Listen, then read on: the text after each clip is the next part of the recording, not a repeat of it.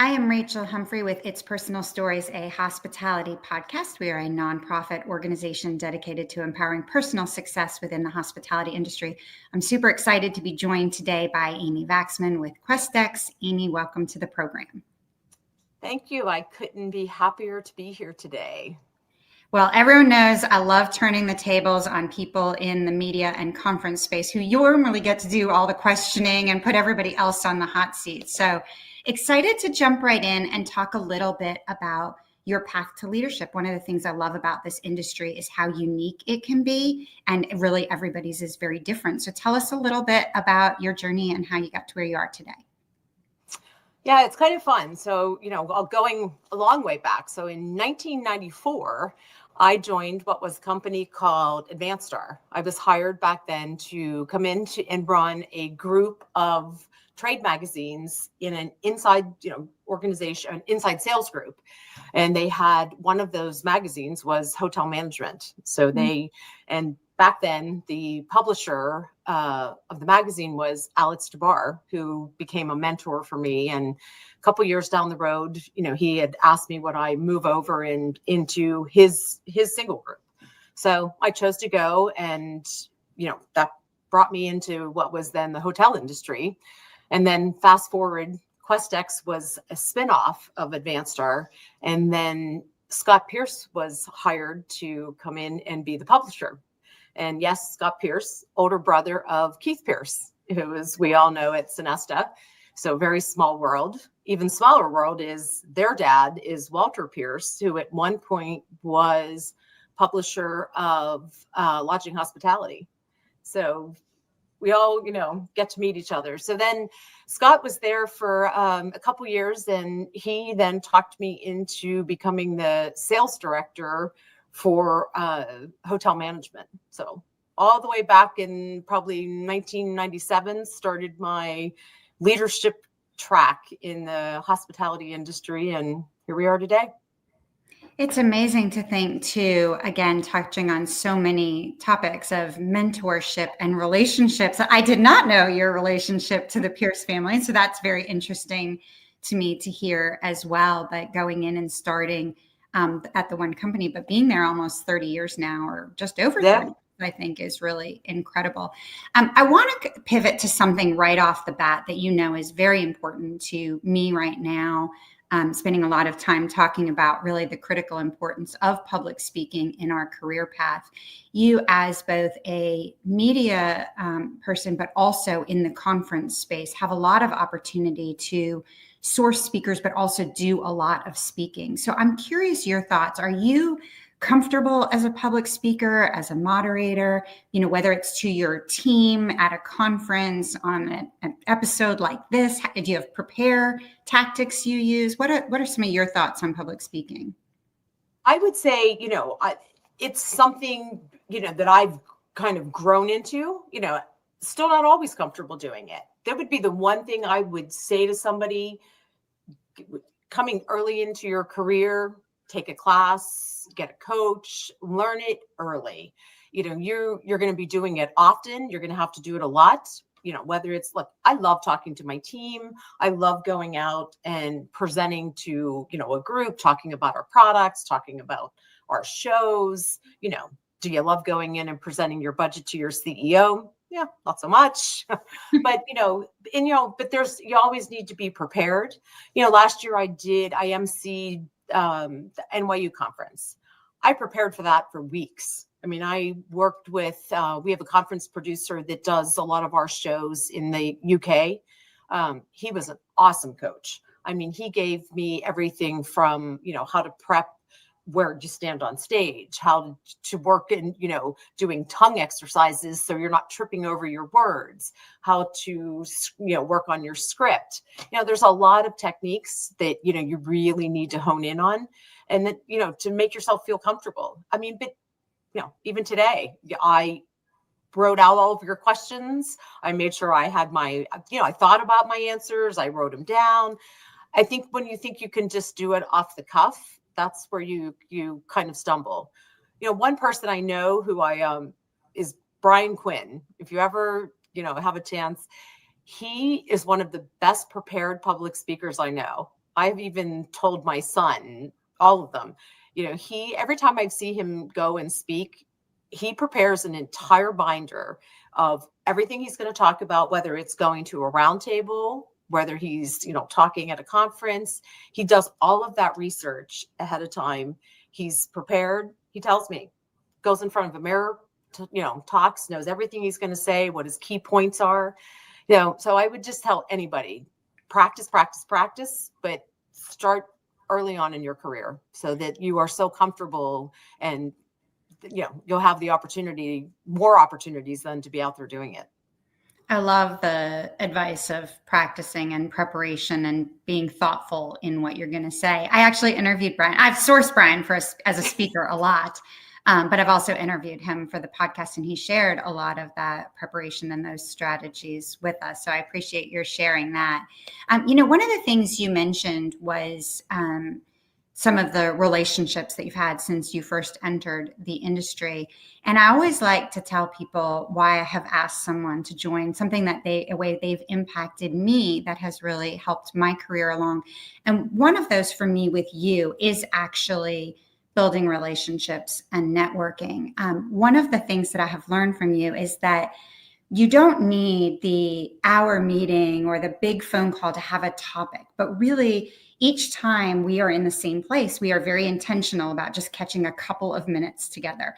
And I might ask how the kids are doing, or what college is looking like, or what retirement might look like, or we might be talking about elevating women in the industry or what's happening at our jobs. But it isn't a meeting where we're like, okay, let's get down to business and do all these things. And so by seeing you over what's now been 10 plus years at different things in the industry, we've been able to form a very genuine relationship built on just that enjoyment of seeing each other. And that has been a really important lesson for me to see both the consistency of it, of making sure we're kind of on each other's radar, because then when I reach out and I ask you to join me, hopefully you will say yes, and vice versa. And so I really appreciate the way that you are very intentional in being genuine in your relationship building. And that leads me to ask you, building a network is very different from networking, and we all build relationships in ways that are very genuine to us. Can you talk a little bit about that side of your professional life? Yeah, and it's so funny. That was your list of questions. I said that was one of my favorite questions you asked, because I think that has changed so much over the years of how I see it and how, people coming into the industry see it now. I mean, there is networking, and networking, is not how many people you add on to your LinkedIn and go in and, just keep checking off and, say my network is now this big.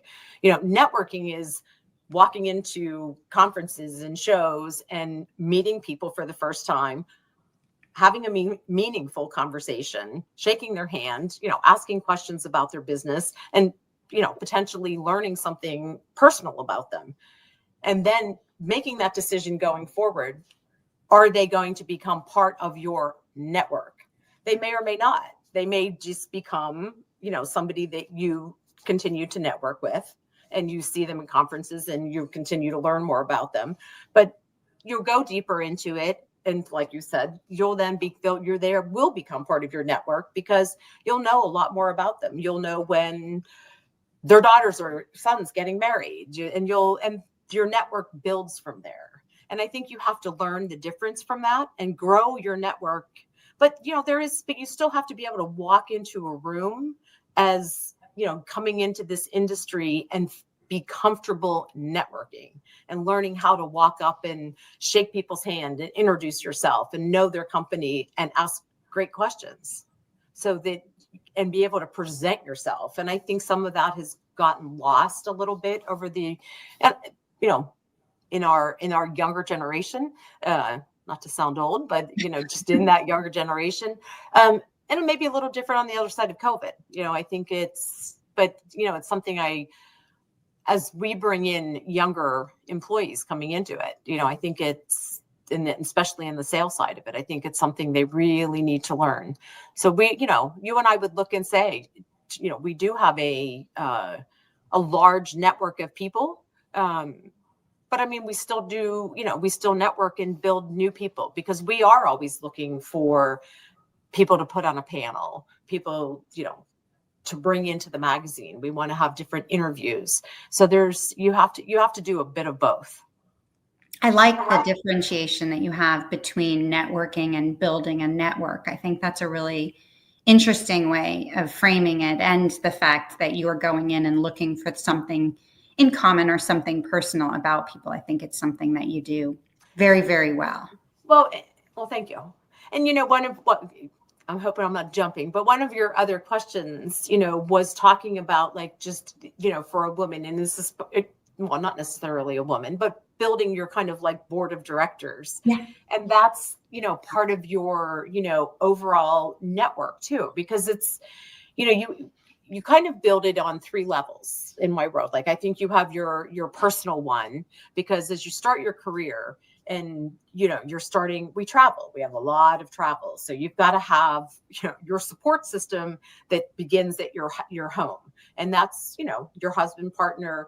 And because, you're going to leave and you think you have it all put together in your plans, but automatically, as soon as that you're on that plane, something falls apart, and something wasn't left at school, or you left something at home. And before Instacart existed, you're calling back to say, can you FedEx me something? Or, and you're relying on more than just your family.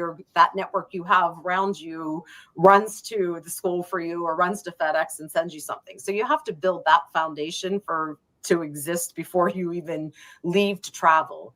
And then you have, I find in your work company, you need to build a system of people outside your team. Like, you need that person in finance or operations and different people that you've kind of built a relationship with, so that you have a go-to person in all of those areas that helps you when you're traveling, or when you're trying to get something pushed through, that if you've built a good relationship with them, they're going to help you, so that you're just not coming, you just like we're talking about, them on a personal level, a little bit about them. You're not just coming to them all the time, just, pushing something through to them. You've taken a little bit of time to nurture that relationship. That's going to come and pay it forward down the road. And then the third piece of it is, your network of people that you go to for advice. You're one of them for me. When I just need to know, I want advice on a subject that I feel like I can, have a confidant. There's a few people in my close network that I would ask a question that I want advice on, what are your thoughts on this? And that's a smaller network. But I think you have to have those 3, really key pieces to move your career through. And you've got to keep them wherever you go, job to job. That's a great way of having different systems for different purposes. Before overnight Amazon, the computer charger is what I always left at home and always needed FedEx to me. The laptop charger, for some reason, was always still plugged into the wall. Couldn't agree more. I've left it behind, many, many times. Amy, you mentioned traveling a lot, and in this industry particularly, there is a tremendous amount of business travel, and that can be one of the high points for a lot of people of the industry. But we all learn to manage it differently, whether that is through self-care, through organization and scheduling. Some don't feel like they manage it very well. How do you really tackle business travel from a preparation, management, self-care standpoint? I think we try to get to the point where we finally learn, hopefully all these years later, not to overpack would be our starting point. But that's probably, I think I still fail at that one, even after all these years. But I'll tell you one thing I learned, is really kind of going into it much more prepared, is, as we go into these conferences, is looking at the list. But then I think the one really big thing is not overscheduling yourself when you're going there. That is something that we used to go look at it and be like, oh, look at all the people that are going to be there. And you try to schedule yourself every minute of the time that you're there. And then what you end up finding is you miss the opportunities to meet people as you're passing them in the hallway, and have that 5 minutes of somebody you really wanted to see, and it didn't fit in your schedule anymore. Or they're saying, oh, I could talk to you, but you're like, oh no, I have to be somewhere. Or when somebody calls you as you're passing and they're sitting together with a great group of women, and you want to sit down and talk to those 5 people, and you can't because you have somewhere. So, use your time, but give yourself some downtime for those great meetings that you're going to be able to have, or 20 minutes to sit down and get rid of, 20 emails out of your inbox, so that when you come back, you're not looking at, 300.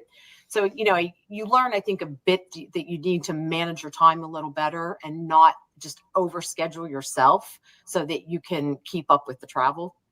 Because it's part of our business. So we're going to be, it's not going to go away, and it's not going to be, so we just have to manage it. And, now, you have to use the plane time, where we used to be nice when we could read a book on the plane, but I think I've now got a little smarter that it is a good time to, go through your email and land with a much cleaner inbox. I love the topic of not overscheduling. I think that's something a lot of us do, is trying to maximize that trip by really trying to fit in everything. And you're right, you do miss some of those most important interactions by not having an opportunity to just be present. You and I have talked a lot over the years about our kids and the stages of their lives and the stages of our lives. And as you mentioned, you travel a lot, but you also have a very demanding work schedule. You are not a 9-to-5er when you are not traveling. Talk a little bit about, I don't believe that we manage our work life or balance our work life, but whether you can find harmony in your work life, and what are some of those lessons you've learned over the years, maybe doing it differently today than you did earlier in your career? Oh, I would say, if we're looking at a work-life balance, I would probably tell you I did it better younger.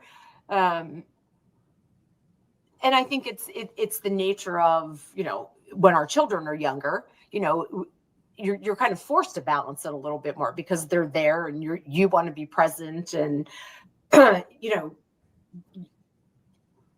don't have a choice as much as we grow older and they're gone. And my husband would be the first to tell you that, I'm not as good at doing it any longer.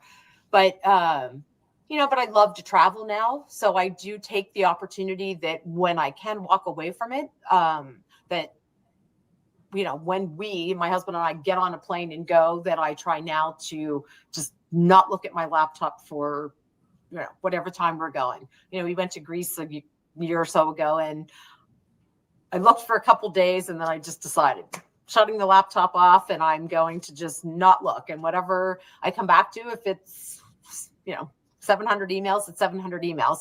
Because I think you just have to take some time and really kind of disconnect. And it is all going to be there when you get back. And, part of being a good leader, I really think, is if you don't let somebody else take the reins and work it through and know that they can do it and make the decision when you're gone, then you really haven't taught anybody anything. So, it's letting go a bit to know, if it's not going to fall apart while you're gone. So that's an important leadership piece of advice too, of being willing to, I think you and I tend to be similar in the fact of wanting to make sure that everything is done at a high level and timely and all of these things. And so letting that go is very, very hard for us. I find it fascinating that you say that you were better at it when you were maybe needed more or forced to be present more.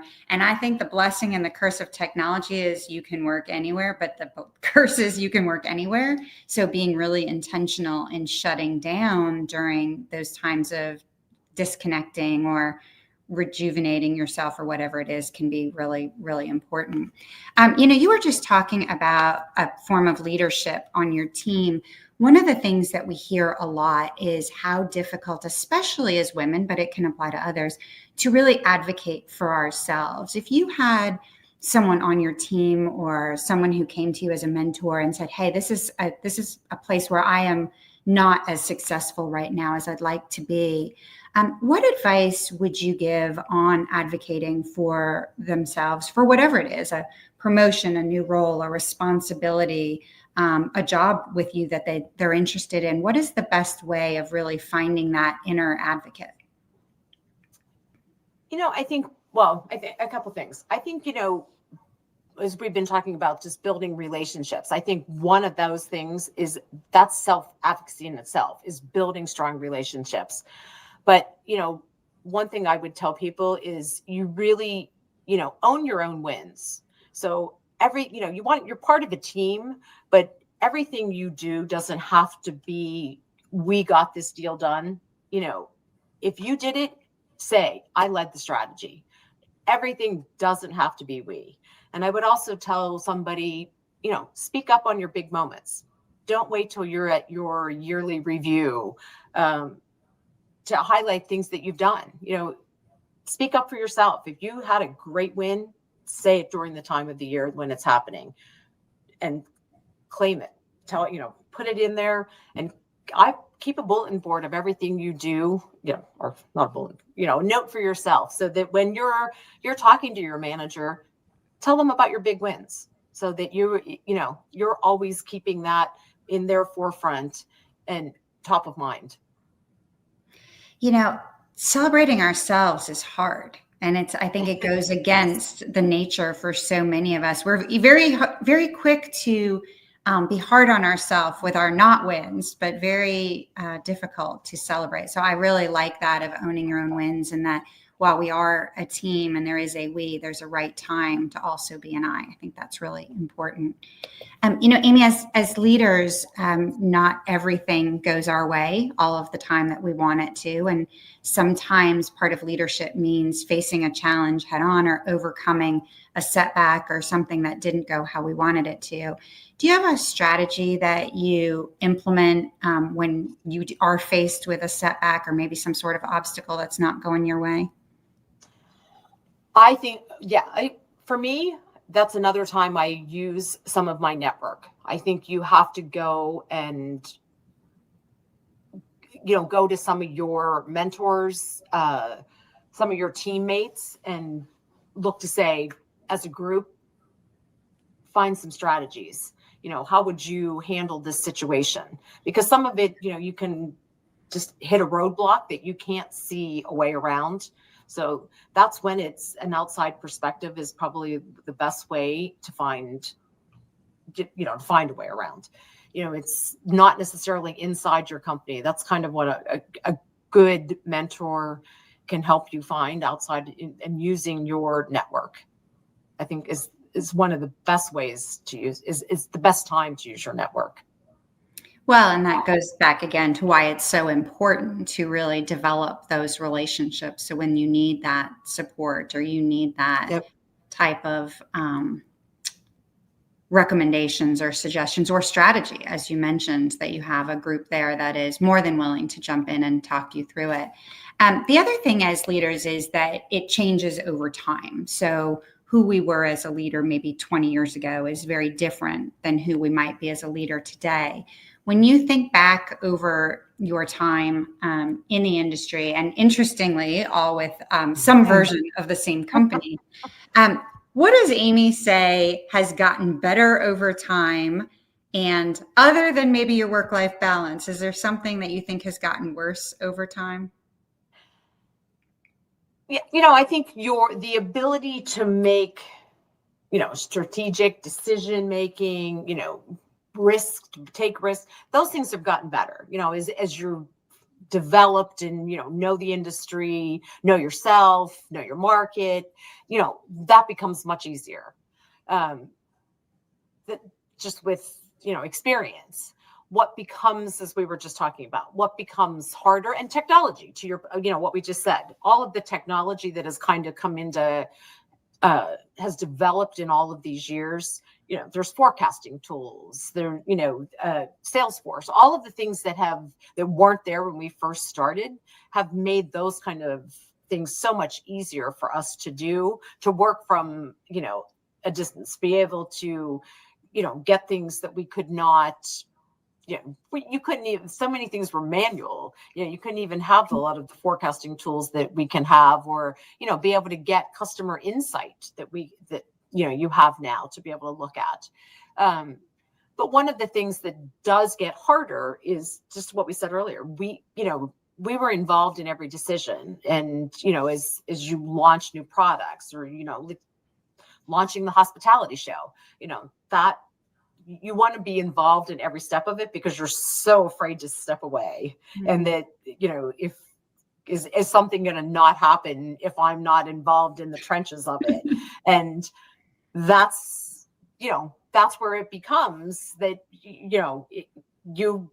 you can't be involved in everything, or you are never going to have the work-life balance, because, and I say that to Alexi all the time, because, he falls prey into the same thing, and that just trickles down. We have too many chefs in the kitchen, because, he's involved, I'm involved. And then, we don't all need to be involved in every piece of it. So I think that's the hardest part, and that, we all can't get away from, and to just, turn it over. But, I think we've all gotten so much better with all the tools that we have, and just knowing that we know how to make better decisions.